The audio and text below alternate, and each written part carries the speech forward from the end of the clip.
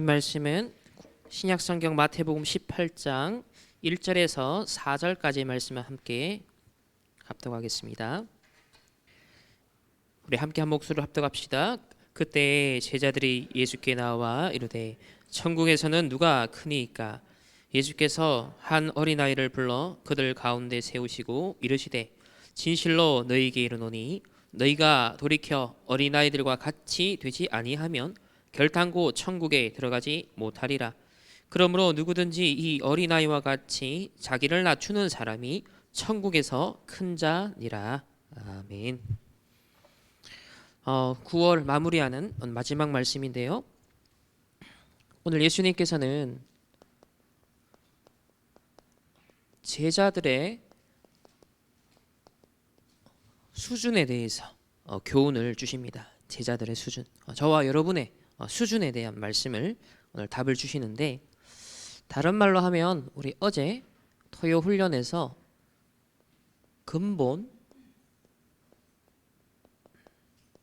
기본,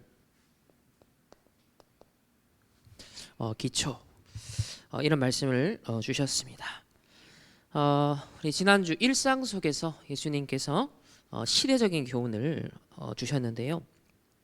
첫 번째 포인트는 제자들에게 아들을 이제 치유하기 위해서 그 아버지가 아들을 데려갔는데 제자들이 치유를 하지 못하였습니다. 대신에 예수님이 치유를 하게 되었습니다. 이때 예수님 제자들 책망하셨어요. 내가 언제까지 참아야겠느냐? 겨자씨 하나일 만한 믿음만 있어도 정말 능히 불가능을 가능케 할 것인데 그런 부분을 예수님께서 책망을 하셨습니다. 겨자씨는 아주 작지만 자라면은 3m 이상 가까이 자란다고 합니다. 그 말은 저와 여러분이 겨자씨만한 정말 진정한 믿음이 있다면 그 믿음의 역사는 그 모든 것을 초월하고 넘어설 수 있다라는 것을 말하는 것이죠. 근데 예수님 제자들은 이 귀신을 내어 쫓고 병을 치유하는 것에 대한 권능을 부여받고 초기에는 이 권능을 행사했었습니다. 마태복음 10장 1절에 나타나잖아요. 근데 마태복음 17장에 이제 조금 예수님 사역도 많이 보고 본인들도 이제 좀 이제 경력도 쌓이잖아요. 또 경험치가 좀 올라갔잖아요.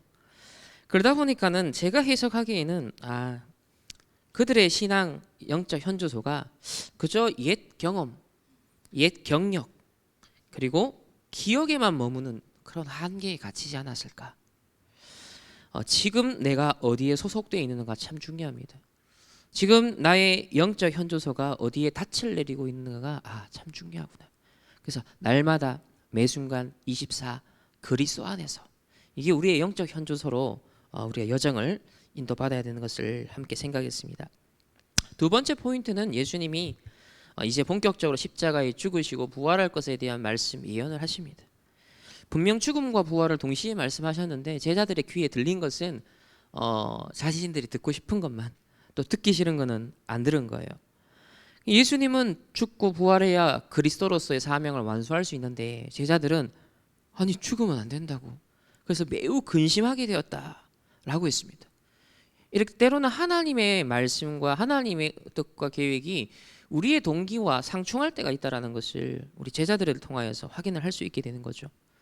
그러니까 소위 우리가 듣고 싶은 것만 사람들이 편집해서 듣는다라는 것이 일반적으로 지금 세상에서도 심리학자들이나 과학자들 다 연구를 한 부분이거든요.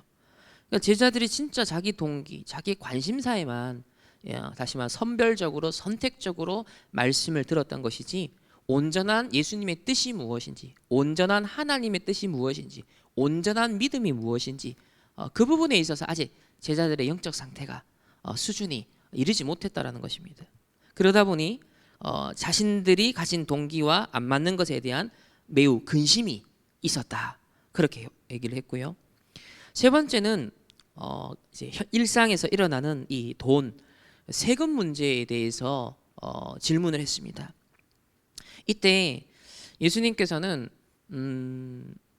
성전의 주인 되심에도 불구하고 성전세를 내십니다.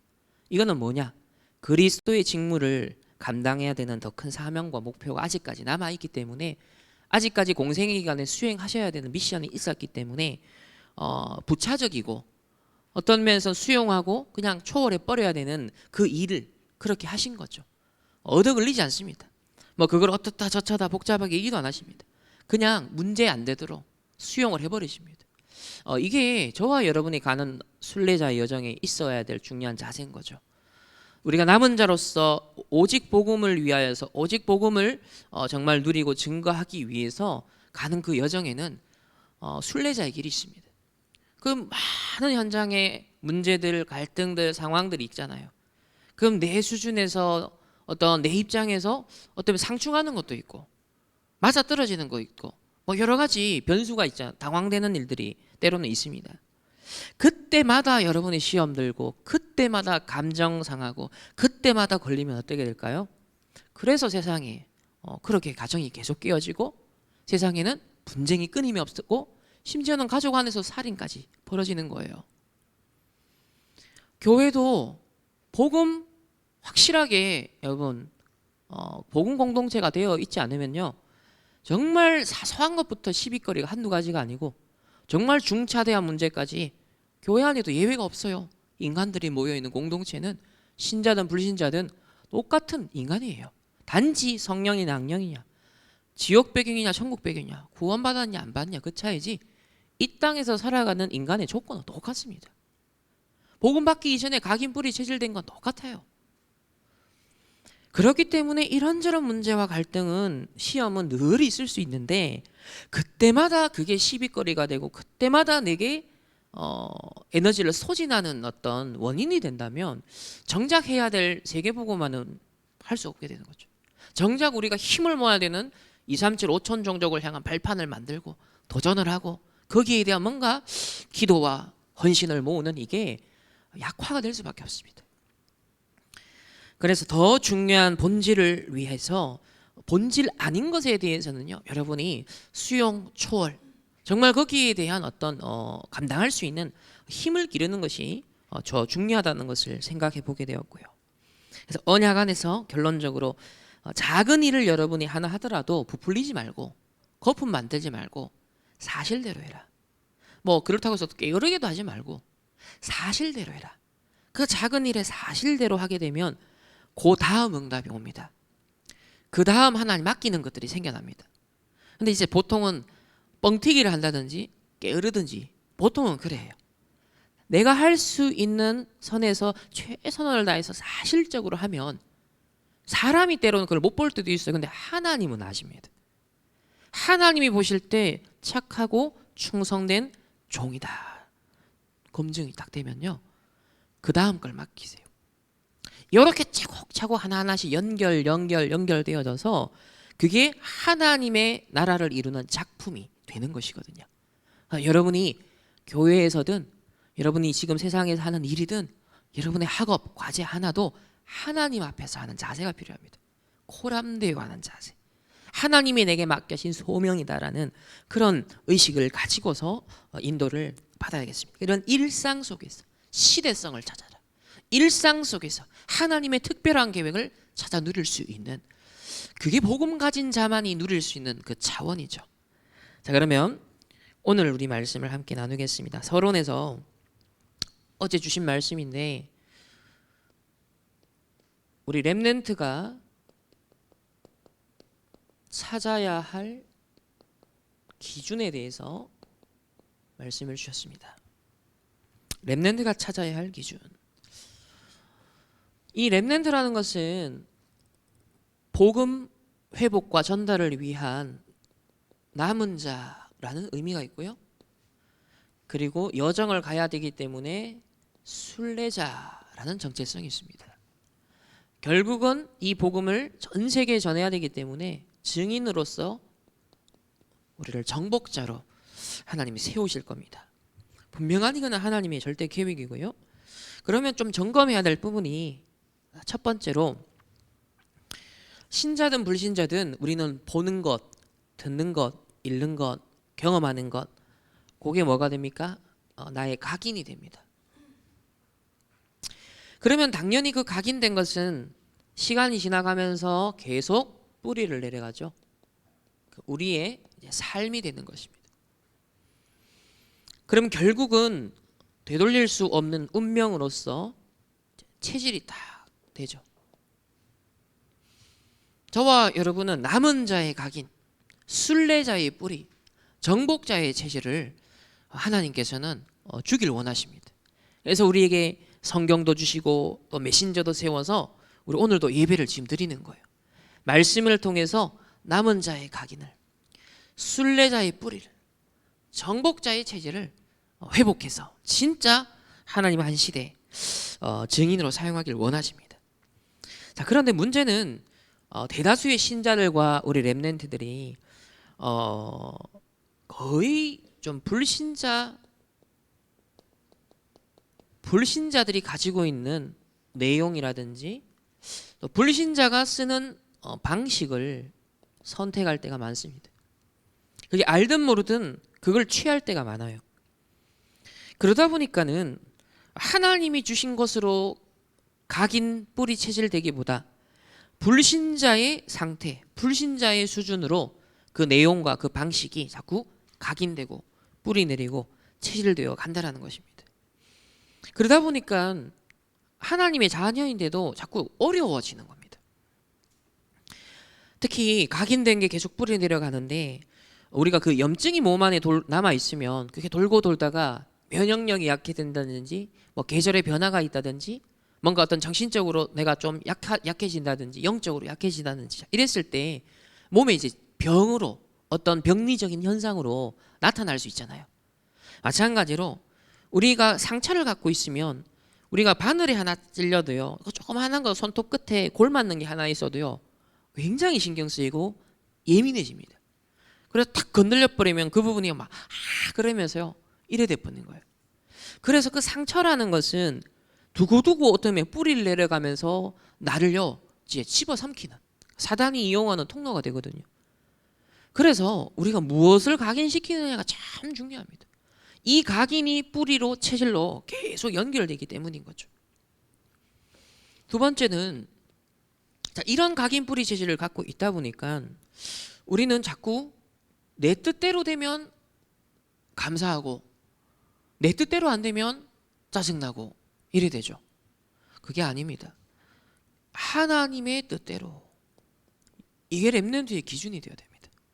하나님의 말씀이 기준이 되어야 됩니다.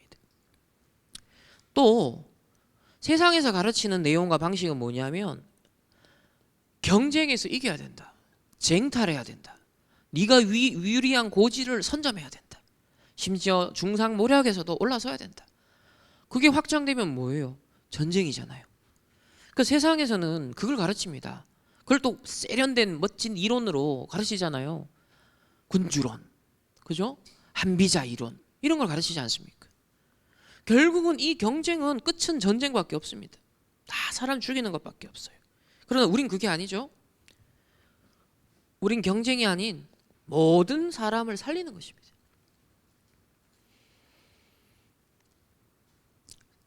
또 어떻습니까? 대부분의 문제가 오면 사람들은 싫죠. 회피하려고 합니다. 피하려고 합니다. 근데 하나님의 구원받은 하나님의 자녀에게 절대 주권 속에 다가오는 문제는 다른 내용이에요. 하나님이 거기에 중요한 기회와 중요한 답을 숨겨놨습니다. 영적 힘이 있으면 그 문제 속에 이게 보이거든요.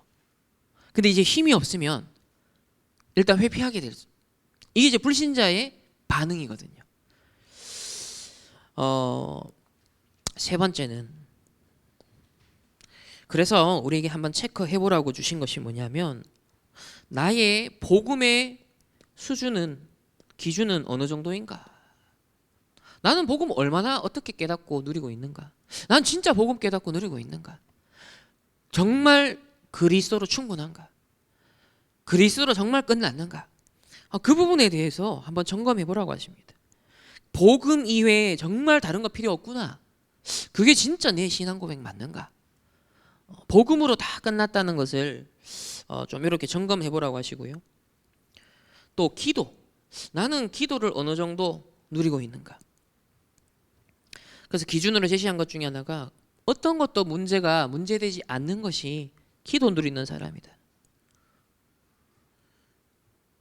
세 번째는 전도에 있어서의 나의 현주소를 점검해 보라고 하시는데요. 이 전도라는 것은 모든 것이다. 이 안에 모든 것 다 있구나. 전도와 선교, 세계복음화의 하나님의 모든 게 담겨 있구나. 이제 이렇게까지 발견되어진다면 정말 제대로 전도를 누리는 것입니다. 그래서 모든 것이 동원될 수밖에 없는 종합적인 선물센터인 모든 것이 다가올 수밖에 없는 이 전도. 이런 눈이 우리에게 활짝 열려야 된다. 그래서 복음과 기도와 전도에 대한 나의 좀 현 주소를 점검해보라 라고 하셨습니다. 그래서 기준, 어느 정도면 진짜 내가 복음 누리는 것인지, 어느 정도면 진짜 내가 기도를 누린다 할 수 있을까, 어느 정도면 나는 정말 전도의 인생 해답 결론 냈다라고 할 수 있는가, 그것에 대한 묵상을 여러분 하나님 앞에서요 이번 한 주간 곰곰이 질문해 보시면서 좀 하나님의 세미한 음성들을 들었으면 좋겠습니다. 자, 오늘 본론으로 본문을 가지고서 좀 점검을 해보겠습니다. 첫 번째는 오늘 제자들과 사람들의 실제 관심이 나옵니다.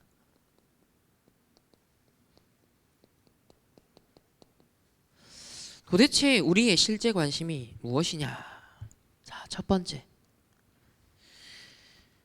창세기 3장, 6장, 11장이다 라고 주셨는데요. 잘 아는 건데 잘 아는 게 아닙니다. 이 창세기 3장, 6장, 11장이 지금 어떻게 역사하고 있고 영향을 미치는지가 정확하게 보여야 됩니다.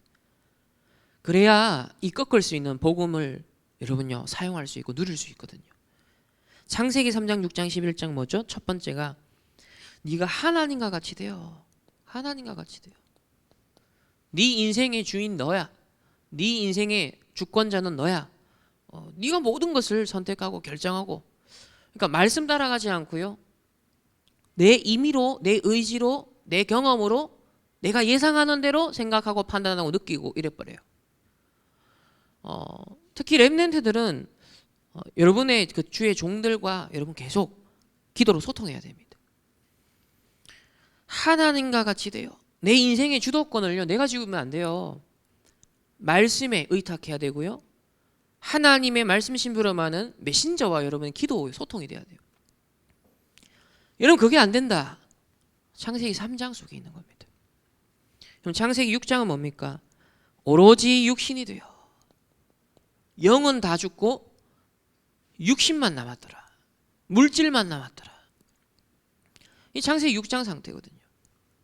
내가 영적인 상태가 손해보는데 계속 망하는 쪽으로 가는 겁니다. 육신이. 여러분이 오늘 이 자리에 앉은 것은 여러분의 시공간을 하나님 앞에 세우는 시간, 나의 영적 현주소를 하나님 앞에 말씀 앞에서 회복하는 시간으로 온 거거든요. 가장 잘 선택한 거죠. 가장 하나님의 인도를 받은 겁니다. 그걸 은혜라고 하는 거예요. 육신이 되는 것이 아니라 인간의 본질은 영입니다. 영적 존재입니다. 그 영적 존재에 단지 육신의 옷을 입힌 것뿐인 거지 인간의 본질은 영입니다. 하나님의 형상대로 지음받은 인간이에요. 따라서 육신이 아니라 인간의 본질인 영을 깨우고 영을 살리는 게 여러분의 우선순위가 돼요. 모든 것의 근본은 영적인 것. 세 번째로 창세기 11장은 우리 이름을 내고 그랬습니다. 우리는 다 여기에 걸려 있거든요. 누가 나를 알아주면 좋습니다. 솔직히 말하면 인기, 명예, 좋아요, 이거 싫어할 사람 아무도 없습니다. 저도 좋습니다. 사람들의 칭찬하는 말, 우리 이름이 나는 날, 내 이름이 알려지는 것, 우리 교회 이름이 알려지는 것, 좋은 일이죠. 근데 바벨탑은요 우리 이름을 내는 것이 목적이었습니다. 우리가 알려지는 것이야 자연스럽게 알려줄 수 있죠. 근데 동기가 뭐냐는 것입니다. 진짜 내 명예를 위해서, 내 이름이 알려지고 내가 뭔가 인정받기 위해서 하는 것이라면 그건 바벨탑 쌓는 겁니다. 이거는 여러분도 마찬가지고요. 저도 마찬가지고요. 심지어 전도자도 한 번씩 계속 고백하잖아요. 내가 이 성전을 건축하는 건 내 야망에서 나온 것이냐, 진짜 하나님의 시대적 계획 속에서냐, 그걸 계속 질문한다잖아요. 하물며 그 전도자도 복음을 그래 누리고 기도 24 하는 전도자도 그 영적 민감성 속에 하나님 앞에 계속 영적 현주소를 찾고 있는데, 여러분 세상에서 일하고 공부하고 치열하게 부딪혀오는 거기서 여지없이 이 기도의 비밀, 말씀의 인도 놓쳐버리면 우리 내리 되는 거예요. 이렇게 창세기 3장, 6장, 11장에 순간순간 딱 포로가 되어버립니다. 제자들이 지금 딱 그런 거였어요. 실제 관심이 거기서 나온 겁니다. 거기서.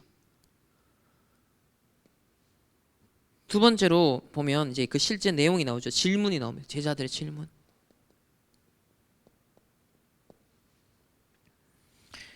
1절 보면 제자들이 예수께 나와 이르되 천국에서는 누가 큽니까? 누가 큰 자냐? 이렇게 질문했어요. 이거 여러분이 우리가 말로 하든 안 하든 사실은 이 갖고 있는 표현이거든요. 갖고 있는 우리 안에 있는 겁니다. 세상에서도 가정에서도 뭡니까 또 교회 안에서도요. 이게 작용하고 있어요. 이게 누가 큰 자입니까? 조금 배경을 이해하려면 그 당시 이제 로마 속국 상황이잖아요. 일단 현실적으로 어려운 상황이었어요. 또 예수님의 제자들은 주로 갈릴리 출신이에요. 몇 번 설명했잖아요. 갈릴리는 가장 북쪽 지역에서 이방 민족의 침략을 받아서 피의식이 강한 지역이었다.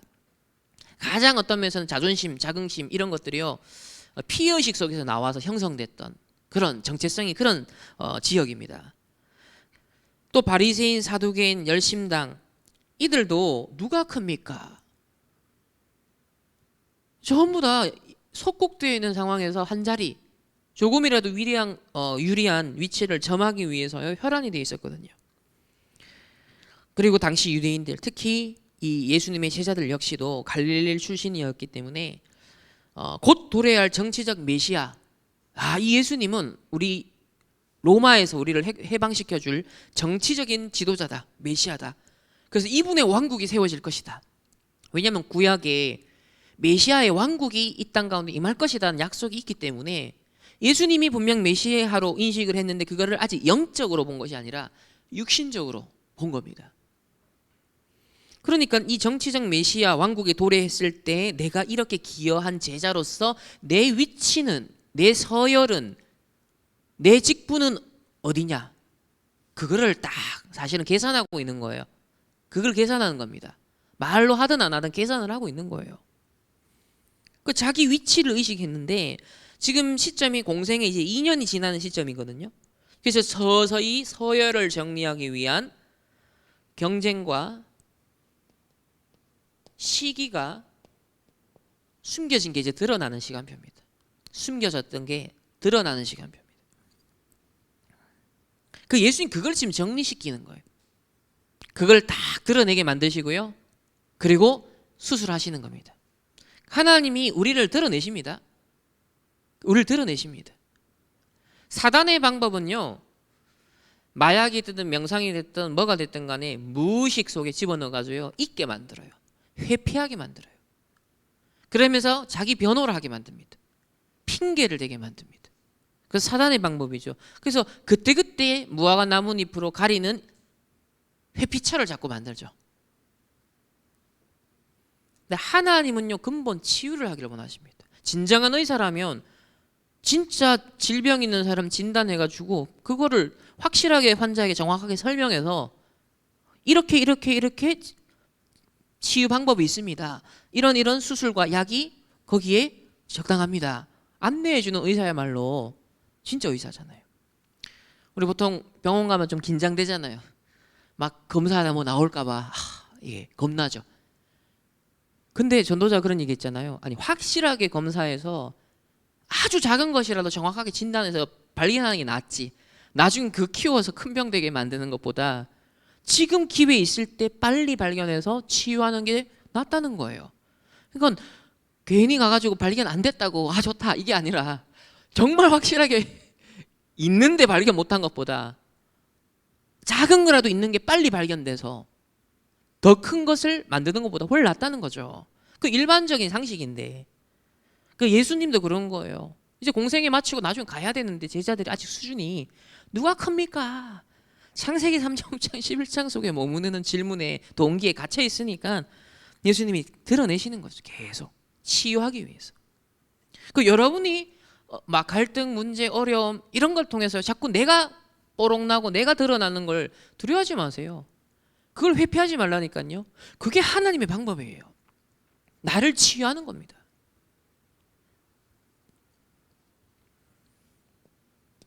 세 번째는 이제 참 예수님은 또 비유를 드십니다. 그러면서 예수님의 진짜 관심 3절에 보면은 이르시되 진실로 너희에게 이르노니 너희가 돌이켜 어린아이들과 같이 되지 아니하면 결탄코 천국에 들어가지 못하리라. 어린아이와 같이 이게 뭔 말입니까? 어린아이와 같이 뭐 어린 장불이라는 겁니까? 그 얘기가 아니죠. 뭐 요즘 아이들이야 갈수록 영악해지기는 한데 이거는 이제 비유잖아요. 어른 기성세대에 비해서 상대적으로 어린아이들은 순수하잖아요. 머리 안 굴리거든요. 계산 안 하거든요. 그래도 아직 초등학교 저학년 내가 시키면 시키는 대로 믿어요. 시키면 시키는 대로 하잖아요. 그러니까 순수한 걸 말하는 거예요. 다른 동기가 없다는 거죠. 아직까지. 그 어린아이처럼 되어야 된다. 그 말은 창세기 3장, 6장, 11장에 그 물들어 있는 그 동기에서 빨리 빠져나와라. 그 얘기를 하시는 겁니다. 거기에 갇혀 있으면 사단의 종로로 사니까 거기서 빨리 빠져나와라. 그 얘기를 하시는 겁니다. 그러므로 4절에 누구든지 이 어린아이와 같이 자기를 낮추는 사람이 천국에서 큰 자다. 전부 다 내가 크다. 누구를 질받고 올라서야 된다라는 지금 이거 그대로 지금 각인 불의 체질을 갖고 있거든요. 제자들도. 로마 속국 상황의 각인 불의 체질을 고스란히 갖고 있습니다. 갈릴리의 피해 의식 속에 갖고 있는 그 인식들, 그 가치관, 세계관, 판단 다 들어와 있는 거예요 지금. 그럼 여러분도 점검해 보세요. 여러분의 성장 배경에서 가정 가문에서 여러분에게 뭐예요? 들어와 있는 게 있는 거예요. 여러분에게 터득되어 있는 삶의 방식이라는 게 있다니까요. 근데 그게 하나님의 뜻과 계획과 안 맞는 게 너무 많다는 거예요. 창세기 6장 11장에서 내가 길들여져 있는 게 너무 많은 거예요. 자동 조건 반사적으로 반응이 그래 나오는 겁니다. 그러다 보니까 결정적인 순간 자꾸 이런 게 나옵니다. 누가 크냐? 그래서 이 동기를 뽑아내는 예수님의 지금 비유를 드시는데 나 물질 성공 중심의 그 동기를 갱신시키는 것, 자기를 낮추는 사람이 천국에서 큰 자다. 이 동기를 뽑아내고 갱신한 자가 진짜 큰 자다. 그 얘기를 하는 거죠. 두 번째로 자, 용서에 대해서 말씀하십니다. 용서하지 못하는 이유. 사람이요 자기 이해관계의 침범 누군가 내가 딱 의도하는 것에서 내가 노리고 있는 게 있었는데 거기에 상대가 의도하든 의도하지 않든 내게 딱 방해를 준다. 걸림돌이 된다 하면요 사람 화냅니다. 버럭하죠. 그 숨겨져 있는 그 사람의 동기가 있기 때문에 그런 거예요. 여러분 왜 용서 못합니까? 내가 갖고 있는 창세기 3장, 6장, 11장이 있기 때문인 거예요. 그러니까 충돌이 되죠. 갈등이 되죠. 첫 번째로 오늘 교회의 치리에 대해서 말씀하십니다. 치리라는 것은 세상에 이제 법정이 있잖아요. 그게 형사법이든 민법이든 잘못을 하면 법을 어기면 그래서 처분을 받게 됩니다. 교회 공동체 안에도 교회라는 것도 이제 하나님 사람들이 모여 있는 공동체잖아요. 그 질서가 있고 또 하나님 법이 있단 말이에요. 그래서 범죄한 자들에 대해서 교회 안에서 어떻게 처리해야 되는가? 교회 이제 법 처리에 대해서 말하는 게 7이라는 것입니다. 자, 14절에 보면은 이 작은 자 중에 하나라도 이런 것은 하늘에 계신 너희 아버지의 뜻이 아니다. 앞에 비유를 들면서 100마리의 양이 있는데 그 중에 한 마리를 잃어버린 거예요. 그러면 그 한 마리를 찾으려고 갈 거 아니냐. 하나님 아버지의 뜻은 그 잃어버린 한 마리도 찾고자 하는 것이 하나님의 뜻이라는 거예요. 따라서 15절에 보면 어떤 형제가 죄를 범하거든 가서 너와 그 사람 과만 상대 1대1로 먼저 권고를 해라는 거예요. 명백하게 그 사람의 잘못, 그 사람이 진짜 범죄를 한 거예요. 그러면 일단 다른 사람에게 알리지 말고 그 입이 가벼우면 안 돼요. 그래서 그 사람의 잘못을 내가 목격을 한 겁니다. 그러면 그 사람과만 상대를 해서 권고를 하는 겁니다. 근데 만일 그걸 들으면 그 사람이 그 말을 듣고 회개하면 그 형제를 얻게 되는 거죠. 잃어버린 양이 안 되는 거예요. 얻게 되는 거예요. 이 1단계입니다. 자, 2단계는요. 16절에 만일 듣지 않거든 한두 사람을 데리고 가서 두세 증인의 입으로 말마다 확증을 하게 해라. 그러니까 두세 명의 증인을 세워가지고 명백한 이런 부분들을 확증 짓게 하는 거죠. 그럼에도 불구하고 17절에 그들의 말도 듣지 않는다면, 회개하지 않는다면 교회 전체에다가 말을 하고 그 교회의 말도 듣지 않는다면 결국 이방인과 세리와 같이 여겨라. 즉 끝까지 회개하지 않는 자는 구원받지 않은 자라는 거예요. 진짜 생명을 가진 하나님의 사람은 회개를 하게 돼 있습니다. 그죠? 그래서 이 1, 2, 3단계를 말하고 있는데, 그런데 이것은요, 하나님이, 예수님이 이 얘기를 하시는 목적은 1단계, 2단계, 3단계를 잘 거쳐서 행정처리 확실하게 지켜서 이 사람 치리해. 그 말이겠어요? 아니겠어요? 당연히 아닙니다. 바리새인 같으면 절차를 꽉 잘 지켜가지고 어차피 얘 죽일 놈이야. 어차피 끊어내야 될 놈이야. 그래서 절차를 잘 지키는, 합법적으로 했다. 그 세상 법정이 그거잖아요. 법리를 잘 지키고 절차를 잘 지키면 미심쩍은 인간도 보면 다 피해가. 그게 허점이죠, 사실은. 지금 그게 아닌 거예요, 지금. 정말 죽일 목적으로 하는 게 아니라 이런 1, 2, 3단계라는 것은 교회 안에 하나님의 사람이 어떤 범죄에 노출되었고 빠졌을 때 끝까지 양 한 마리 잃어버리지 않도록 하나님 아버지의 뜻이 있기 때문에 아주 신중하고 사랑으로 해라, 그 말입니다. 기도하면서. 그래서 18절이 나오는 거예요. 무엇이든지 너희가 땅에서 매면 하늘에서도 매일 것이요, 무엇이든지 땅에서 풀면 하늘에서도 풀리리라. 여러분, 천국 열쇠를 사용하는 게 내 잘 먹고 잘 사는 데서 막 하늘 문 열리고 이게 아니라 지금 사람 살리는 데 쓰라는 천국 열쇠입니다. 전도자에게 주신 천국 열쇠예요. 만약에 내가 내 창세기 3장, 6장, 11장에 갇혀서 내 율법으로, 내 기준으로 매버리면요, 하늘에서도 묶여버리는 거예요. 근데 내가 풀면, 이 사람 살리면 하늘에서도 풀리리라. 19절에 20절에 그래서 이렇게 얘기를 합니다. 진실로 너희에게 이르노니 너희 중에 두 사람이 땅에서 합심하여 무엇이든지 구하면 하늘에 계신 내 아버지께서도 그들을 위하여 이루게 하시리라. 두세 사람이 내 이름으로 모인 곳에 나도 그들 중에 있느니라. 요 구절은 많이 인용하잖아요. 두세 사람이 모인 곳에 하나님 함께한다. 근데 그 맥락이 뭐냐는 거예요. 지금 어떠한 범죄한 사람이 있는데 그 사람이 치리의 대상이 됐는데 잃어버린 양 한 마리를 찾도록 목자는 신경을 쓰는 것처럼 하나님의 뜻은 이 사람이 진정 회개하고 살아나는 것에 있다는 거예요.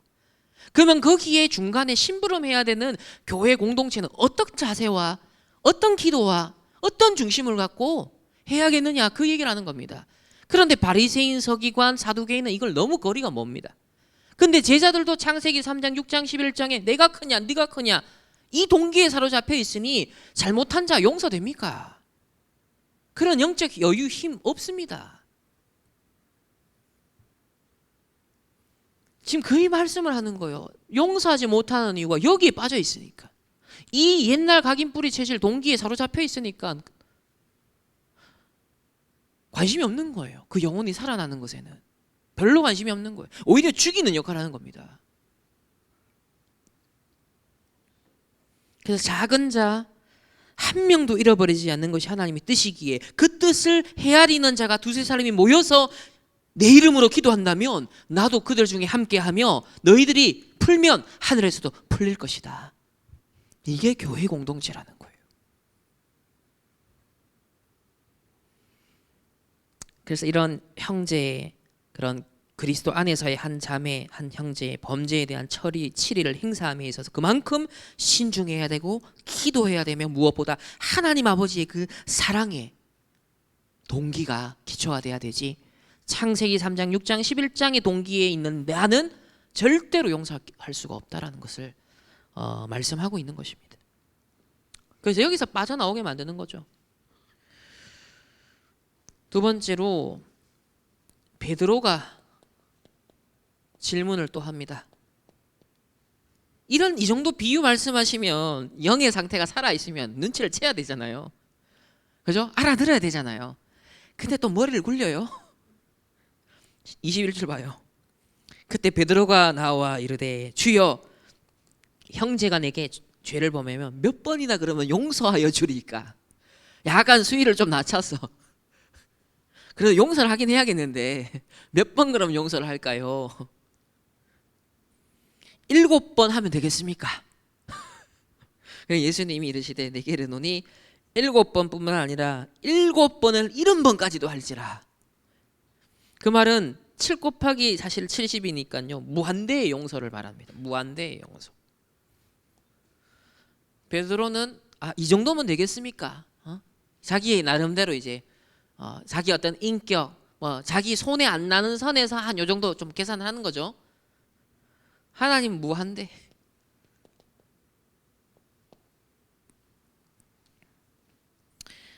그러면서 이제 비유를 드신 게 나와요. 그 빚진 자의 비유.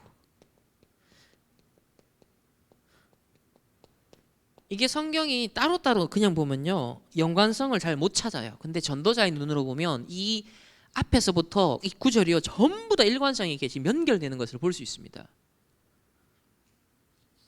자, 1데나리온이 일단 수치를 조금 알려드릴게요. 1데나리온은 4g의 로마 은화를 말합니다. 로마 황제 얼굴이 그려져 있는 그 동전인데 4g의 은화. 요게 1데나리온. 요게 군인이나 일꾼의 하루 품삯, 하루 일당입니다. 자, 1달란트는요 6,000데나리온입니다. 그러니까 6,000일 동안의 품삯이죠. 1달란트가. 근데 오늘 보면 28절에 1만 달란트의 빚진 종이 탕감을 받았어요. 탕감받아서 기뻐서 나가면서 마주친 다른 사람에게 야, 네 나한테 100데나리온 빚졌지? 여러분 1만 달란트면 얼마냐면 16만 4,384년치의 품삯입니다. 16만도 살 수 없잖아요. 16만 년을 살 수도 없잖아요. 그러니까 평생 갚아도 갚지 못할 빚을 우리는 졌다는 거예요. 그게 하나님 떠난 인간의 죄인 원죄의 비극을 말하는 거예요. 절대성을 말하는 거거든요. 갚을 수 없어요. 근데 그걸 탕감받았어. 불쌍하다고 주인이 용서해 줬어요. 근데 막 기쁜 마음으로 나가면서 자기한테 빚진 자, 내한테 100데나리온, 그러니까 거의 한 이게 하루라니까 400일 정도, 1년 조금 넘는 품삯이잖아요. 아니 어마어마한 걸 탕감받은 주제에 100데나리온 빚진 동료 한 사람을 만나 붙들고 목을 잡고 빚을 갚아라 이러고 있어 지금. 우리가요 하나님의 은혜를 못 깨닫고 못 누리면요 내가 용서받은 죄인이고 하나님이 구원의 은혜가 얼마나 위대한 것에 대한 감사 감격을 잃어버리면 우리가 이렇게 살아갑니다. 100데나리온 붙잡고요 누구 죽이려면 목 잡고 있는 거예요. 그게 지금 단순히 진짜 빚진 것만, 돈 문제만 말하는 게 아니잖아요. 이런저런 걸리는 것들, 상황들이 있는데 내가 받은 하나님의 용서와 은혜가 이만큼 무한된데 여러분이 세상 살이하면서 가정에서 교회에서 이런저런 이제 일들이 직접 내게 피해를 준 사건도 있겠지만 심지어는 내게 직접적이지도 않아. 사실은 나랑 상관이 없는 그 일에 막 열분을 토하고요, 분노를 토하고요, 목 잡고 막 붙들어 늘어지고 있는 거예요. 그래서 32절에 뭐라고 합니까? 이 악한 종아, 네가 빌어서 내가 네 빚을 전부 탕감해 줬는데 내가 너를 불쌍히 여긴 것 같이 너도 네 동료를 불쌍히 여긴 것 같이 마땅하지 아니하냐? 구원받은 자의 은혜는 이런 거예요. 이런 눈이 우리에게 있어야 되는 거예요. 그럼 결국은 이제 이 악한 종 어떻게 되죠? 감옥에 갇힙니다. 네 갚을 때까지 감옥에 있어라. 이렇게 돼버려요. 그 35절에 너희가 각각 마음으로부터 형제를 용서하지 아니하면 나의 하늘 아버지께서도 너희에게 이와 같이 하시리라. 그러니까 네가 땅에서 묶어버리면 하나님도 하늘에서 묶어버립니다. 여러분의 응답도 여러분의 인생도 묶어버리는 거예요. 관계도 묶어버리는 거예요. 그래서 뜻이 하늘에서 이루어진가 땅에서 이루어져야 되고, 그리고 우리가 용서한 것처럼 그럼 하나님도 우리를 용서하신다.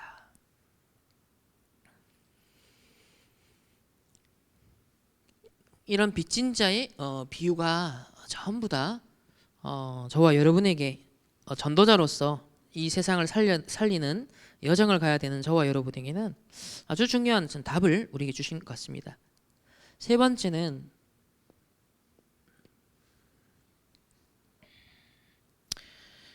렘넌트가 가져야 할 수준에 대해서 말씀하시는데요.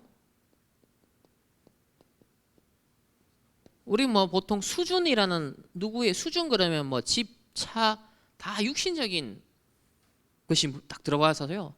누구 수준이 어떻네. 그럼 어떤 집에 살고 어떤 차를 타고 어떤 옷을 입고 뭐가 명품이다. 보통은 전부 다 이런 게 발달돼 있어요. 렘넌트가 가져야 할 수준은 그런 차원이 아니고, 첫 번째는 우리 렘넌트 7명의 영적 수준.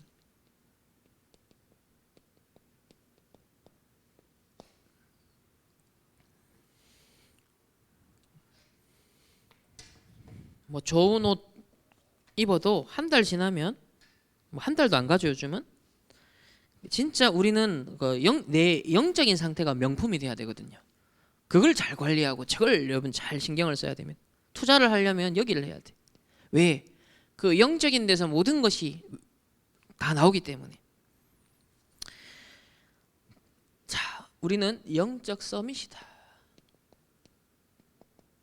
우리의 영적 수준은 영적 서밋으로 하나님이 세우십니다. 그래서 이 영적인 상태라는 것을 다른 말로 하면 근본이다. 우리가 영성이 있다, 영적 힘이 있다라는 것은 근본을 말합니다. 근본. 이걸 디모데에게 주시는 이제 말씀에서 조금 찾아내면 이제 군사죠, 군사. 영적 군사. 영적인 싸움을 하는, 영적 힘을 갖춰서 영적 싸움 해야 되는 영적 군사를 말합니다. 이 군사의 특징은 사사로운 것에 얽매이지 않는 자, 자기 생활에 얽매이지 않는 자. 그러니까 여러분 영적 서밋에 올라가면 환경도 문제도 갈등도 초월합니다. 오히려 기회를 포착하게 되죠. 사사로운 데 매이지 않습니다. 그게 이제 영적 서밋에 올라간 군사의 영적 상태다. 요 근본을 먼저 회복해야 됩니다. 자, 두 번째는 렘넌트 7명의 생활 수준이 나옵니다. 이건 뭐 소득 몇만 불이냐 지금 그 얘기가 아니고요. 이건 기능 서밋을 말하는데요.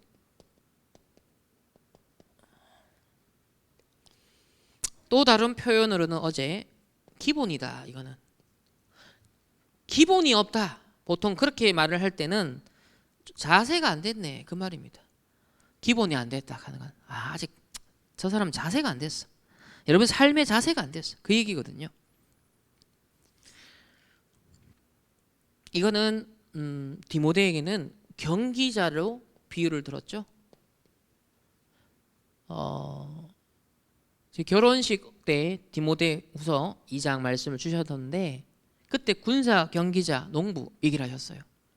참 그때 참 말씀에 제가 굉장히 이 경기자가 답이 됐던 거는 그 전에 이제 경기자에 대해서 주로 설명하셨던 표현은 법대로 경기하는 자, 말씀 따라가는 자 이렇게 이제 주로 표현을 했거든요. 근데 이때 뭐라고 하셨냐면 경기 선수는 0.01초를 단축하기 위해서 날마다 기록을 갱신한다.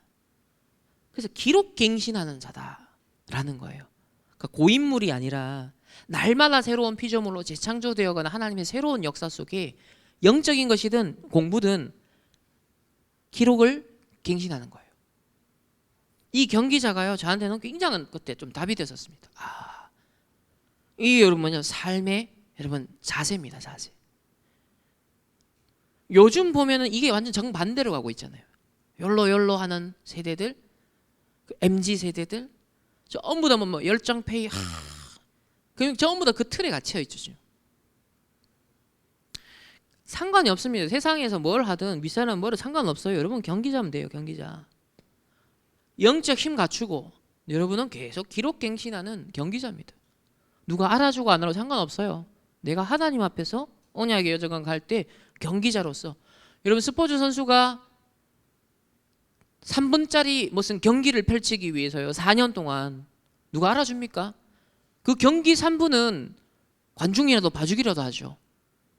그러나 아무도 주목하지 않는 그 자리에서요 이 사람은 수천 시간 수백 시간을 땀 흘리고 눈물 흘리고 뜁니다.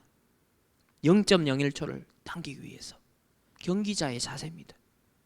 하나님 나라의 일꾼의 자세. 이 기능 서밋입니다. 날마다 기록 경신. 세 번째는 렘넌트의 7명의 렘넌트의 증거의 수준이 나온다. 증거의 수준. 다 예수는 그리스도 증거하는데 그 수준이 다르다는 거예요. 이거는 문화 서밋입니다.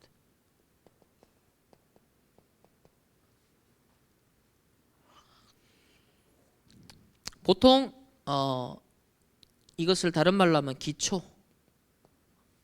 저 사람 기초가 없다. 이 말은 실력이 없다는 거. 실력. 그 업에 대한 실력이 없다는 거죠. 그래서 기초를 잘 쌓아라. 그런 얘기를 하는 겁니다. 다른 비유로 하면 이건 농부라고 볼 수 있는데 농부는 씨를 뿌리고 열매를 맺기까지 거의 근 1년 동안 뭐 합니까? 성실하게 계속 관리합니다. 계속 다져가고 영양을 주고 계속 키우고 농부의 자세 기다리면서. 그래서 성실하죠. 특징이. 농부가 성실하지 않다. 만약에 하루라도 빼먹어 버렸다. 그러면 이제 죽는 겁니다. 성실입니다. 여러분 실력 이거요. 천재성 뭐 타고난 사람이 일부 있지만 그 천재성도 탁월성도 꾸준하게 지속하는 사람 못 이기는 거 아시죠?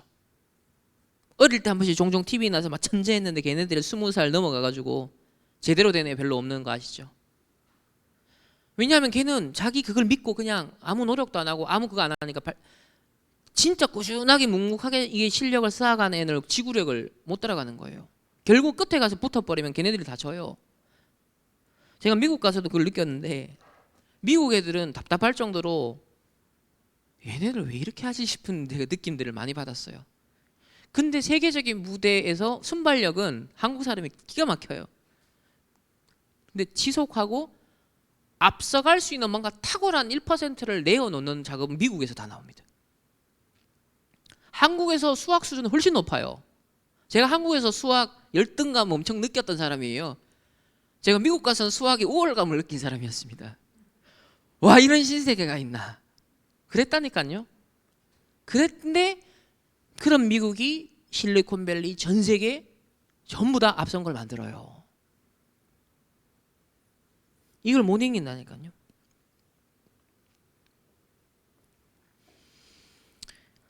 그래서 이런 근본과 기본과 기초만 여러분이 어느 정도 준비되어 있으면 사실은 점점 여러분이 될 수밖에 없는 일, 되어질 수밖에 없는 일들이, 미션들이 여러분이 오게 됩니다. 그러니까 진짜 하나님이 주신 나의 것, 나의 현장이요, 갈수록 선명해지죠. 아직 여러분 랩런트는 그게 잘 안 보여요. 긴가민가하고 이게 맞나 안 맞나 제기도 하고. 그렇기 때문에 그때는요, 말씀이 기준이 무조건 돼야 됩니다. 말씀에서 시키는 거 그대로 따라가면 돼요. 그냥 내 생각할 필요 없이요, 그냥 말씀에서 시키는 따라 어렴풋하게 희미하게 하나하나씩, 그게 점진적 계시거든요. 예수 그리스도가 선명하게 이 땅에 성육신 하시기 전에 구약에서부터 한번 보세요. 아주 점진적으로 계시가 되죠. 모형으로, 그림자로. 그러니까 때로는 그 가죽옷을 지어 입히시고 방주로 나타내기도 하고, 노뱀으로 나타나기도 하고, 어린 양의 피 바르는 사건으로 나타나기도 하고, 아주 점진적으로 희미하게 모형으로 계시하시거든요. 실체가 오기 전까지는요, 희미해요. 여러분의 언약의 여정도 그런 거예요. CVDIP가 궁극적으로 마지막 기다리고 끝이 있는데, 그게 이루어 나가는 과정에서는요, 이게 맞나 안 맞나 그렇게 생각될 때가 너무 많아요. 그래서 말씀 커버넌트가 중요합니다. 얼마나 정확한 말씀을 내가 정리하고 묵상하고 따라가고 있느냐가 비전, 드림, 이미지 계속 선명해지는 겁니다. 근데 창세기 3장, 6장, 11장 속에 내가 눈이 어두워버리면, 누가 크냐 안 크냐, 지금 이런 비교의식이나 그런 동기를 못 벗어나 버리면요, 깜깜해져요. 안 보입니다. 그러니까 그야말로 이 영적인 게요, 잡히지 않는 뭔가 그냥 모호한 붕 뜬 구름처럼 느껴진다니까요. 근데 이걸 눈 뜬 사람들은요, 굉장히 사실적인 겁니다. 정말 사실적인 거예요. 너무 정확하구나. 이야, 인간이 저 달에 로켓을 쏘아서 보내서 다시 귀환시킨다는 건요, 그만큼 어마어마한 계산이 정확했다는 거거든요. 우주에 그래도 물리적인 상당한 자연 법칙을 파악했다는 거거든요. 그런데 하나님의 계산력, 하나님의 정확한 어떤 섭리라는 것은요, 그런 모든 인간의 어떤 슈퍼컴퓨터, 인공지능의 모든 빅데이터를 갖고 산출해낼 수 있는 결과물보다도 더 정확하신, 완벽한 거예요. 그 속에 내가 있다라는 것이 확인되고 점점 확신되는 순간, 그때부터는요, 진짜 증인이 되는 거죠. 그래서 어제 그 렘넌트 메시지에서는요, 결론에서 그런 얘기를 하셨어요. 이런 근본과 기본과 기초를 여러분 준비하고 있고, 그러다 보면 이 복음과 기도와 전도의 이 기준을 하나하나씩 이게 하나님 원하는 방향에 찾아가면 결과적으로 오는 게 있대요. 그게 뭐냐? 여러분의 학업, 여러분의 공부가 달라지는데 두 가지로 온다. 기성세대가 알지 못하는 답을 여러분이 깨닫게 된다. 지도자가, 그리고 그 현장의 전문인이 알지 못하는 답을 여러분이 깨닫고 주게 된다. 애굽의 왕이 모르는 것을, 바벨론의 왕이 모르는 것을 준 거예요. 포로로 끌려간 이스라엘의 선조들이, 그 기성세대들이 모르는 것을 다니엘과 세 친구는 알았어요. 렘넌트들이 이런 것들을 미리 보게 된다는 거예요. 미리 갖고, 미리 누리고, 미리 성취하고, 미리 정복하는 증인이 되는 거예요. 그러니까 이 부분이 여러분에게 다가올 때까지, 사실화될 때까지 다른 거 말할 것도 없습니다. 다른 데 시험 들 것도 없습니다. 진짜 세계보고만은 그 트랙을 여러분이 타야 되기 때문에 그렇습니다. 이 말은 열심히 하지 말라는 것도 아닙니다. 하나님이 인도하시는 것이 확실하면 뛰어야 됩니다. 그래서 어제 표현할 때는요, 우리는 열심 정도가 아니다, 생명을 거는 것이다. 우리는 세상에서는 최선을 다하라는데 그게 아니라 우리는 절대적인 것을 하는 것이다. 세상에서는 이게 우연이다, 야 운이 좋았다 마음입니다. 아니죠. 우리는 필연입니다. 생을 걸 만한 절대적인 것, 필연적인 것. 이게 렘넌트의 학업, 우리 중직자, 우리 평신도 산업, 우리의 인생. 그래서 창세기 3장, 6장, 11장 속에 있는 세상이 주는 단어로 우리가 길들여져 있어요. 단어로. 그런 메시지가 길들여져 있는데 그 단어를 빼내라. 복음의 단어를 각인시켜야 됩니다. 열심, 최선, 우현. 물론 이게 틀린 건 아니에요 지금. 맞잖아요. 열심히 살아야지 게으른 것보다. 최선을 다해야지, 노력해야지.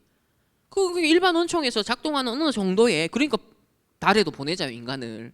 많은 성과를 내잖아요. 근데 세계복음화는 그걸로 하는 건 아니라는 거예요. 그 정도가 아니라는 것입니다.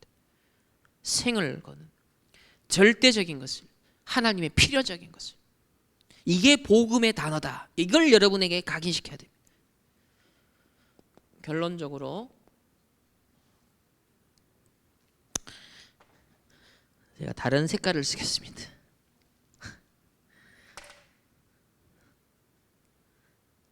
중요한 것은, 우리 9월 한 달 동안 결론으로 주신 것은 묵상이었죠. 묵상운동. 이 묵상으로 먼저 근본적인 집중을 해야 됩니다. 여러분이 뭐 경기자도 되고 뭐 농부도 되고 다 해야 되는데 제일 중요한 것은 영적 군사, 영적 힘이 있는, 영적 서밋으로 올라가는 게 제일 중요합니다. 이게 돼야 뭐 나머지 것들이 다 따라오는 게가, 가장 중요한 것은 영적 근원을 회복해야 되는데, 보통은 지금 사람들이 왜 이 영적 집중을 못하냐 하면요, 창세기 3장, 6장, 11장에 걸려있기 때문에 틀린 각인뿌리 체질이 있잖아요. 그러니까 닦고 집착하는 거예요. 집착, 분산, 분열되어 있다는 거예요. 그래서 성경에는 오로지, 오직, 전혀 이런 표현들이요, 제자들이 요래돼 있었거든. 집착, 분열, 엉뚱한 내 동기 가 있었잖아요. 뭔가 내 이름 내려고, 뭔가 하려고, 뭔가 이런 것들이 제자들 속에 가득했던 거예요. 그 수준에서는요, 용서는커녕 저기들끼리 싸우고, 그리고 밖으로 싸우고, 예수님 가고 나면요, 누가 크다, 나를 따르라, 내가 원조다 이러면서 그래 나올 거 아닙니까? 우리 유 목사님 가시고 나면 어떡할 거예요? 누가 원조다, 누가 정통성을 잇는다, 누가 큰 자냐, 이럴 거 아닙니까? 그래서 지금 그거 빼내는 작업을 철저히 시키는 거예요. 그래서요, 어떤 자리, 조금이라도 동기를 가질 만한 그 자리를 지금 다 없애버리는 거예요. 지금 조금이라도 활동할 수 있도록 뭔가 되는 것들을 다 없애버려요.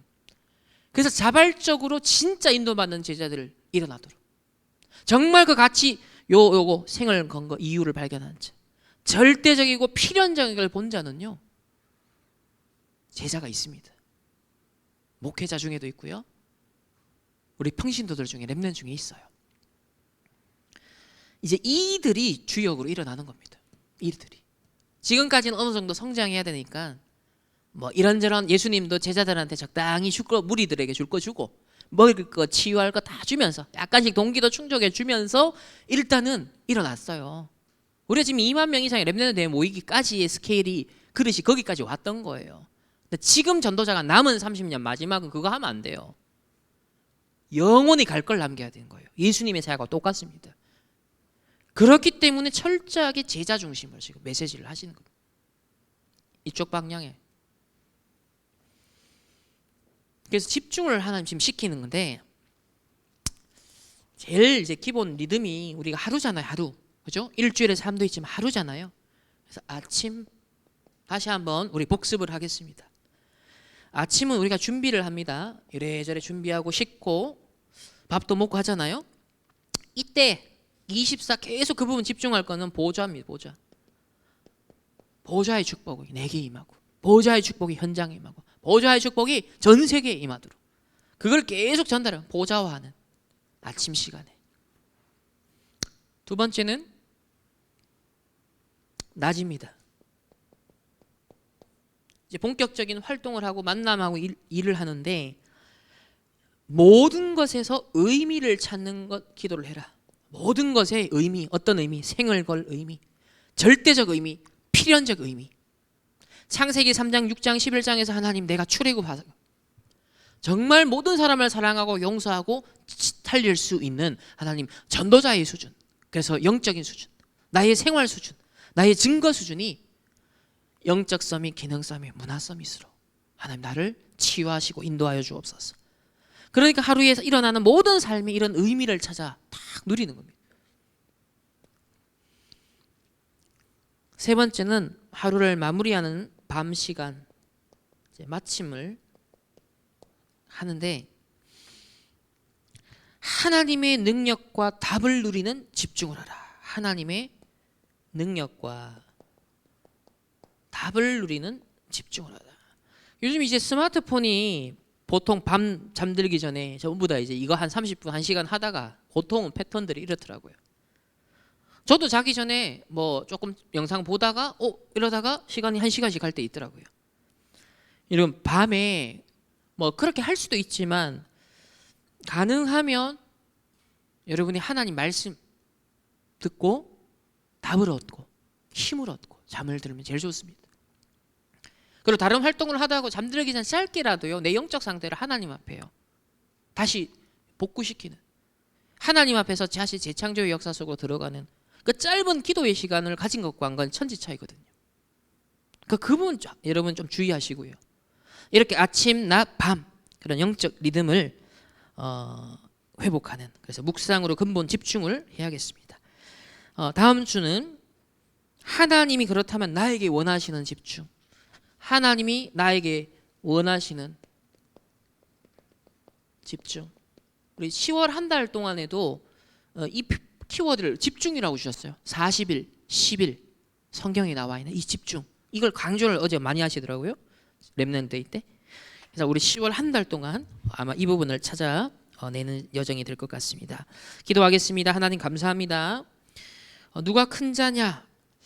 이런 수준에 있었던 창세기 3장, 6장, 11장의 제자들의 각인부리 체질을 치유하신 이 예수님의 사역을 보면서 우리의 영적인 근본과 기본과 기초를 회복할 수 있도록 이번 한 주간 우리에게 은혜 내려 주옵소서. 감사드리며 살아계신 주 예수 그리스도의 이름으로 기도합니다. 아멘. 하나님 앞에 감사를 드립니다. 우리의 물질이 창세기 3장, 6장, 11장의 동기가 아니라 이 복음 전파를 위하여 또 하나님의 나라를 이루는 일에 또 드렸사오니 정말 누가 큰 자이냐라는 그런 제자들의 하나님 동기가 아닌 오직 복음과 전도와 선교를 위해서 쓰임받는 인물 되게 하시고 렘넌트의 학업과 또 산업과 우리 모든의 인생 업들이 진짜 오직 복음이 우리의 동기가 되어져서 하나님의 나라를 함께 이루어 나갈 수 있도록 주님 축복하여 주옵소서. 이번 한 주간 우리의 근본과 기본과 기초를 회복할 수 있는 참된 치유의 여정이 시작될 수 있도록 하나님 은혜 내려 주옵소서. 지금은 우리 주 예수 그리스도의 은혜와 하나님의 무한한 사랑하심과 성령 하나님의 내주 인도 역사하심이 근본, 기본, 기초를 회복하길 원하는 모든 언약의 백성들, 렘넌트들, 개인과 만남과 가정과 업과 흩어지는 모든 현장 위에 이제부터 영원토록 항상 함께 있을지어다. 아멘.